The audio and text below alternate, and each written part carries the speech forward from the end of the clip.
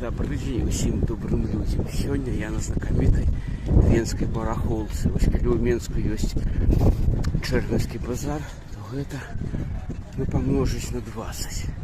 Усяго тут, усяго. Зараз будем заглядаць. Гэта была тут і першая частка гэтай барахолцы. Праз дарогу яшчэ адна. Зараз мы да яе прыйдзем. За гадзіну гэтую частку агледзеў. Усяго такое ўражанне, што кватэры нейкія старыя разбіраюць і ўсё прадаюць тут. 1, 2, 3, 5 максімум ойр за гэта, за кожную рэч. Наступная, трэцяя, апошняя частка базару. Канца краю не бачна, мы пойдзем. Тут можна хадзіць бясконца і па некалькі разоў знаходзіш кожны раз нешта новае, нешта цікавае.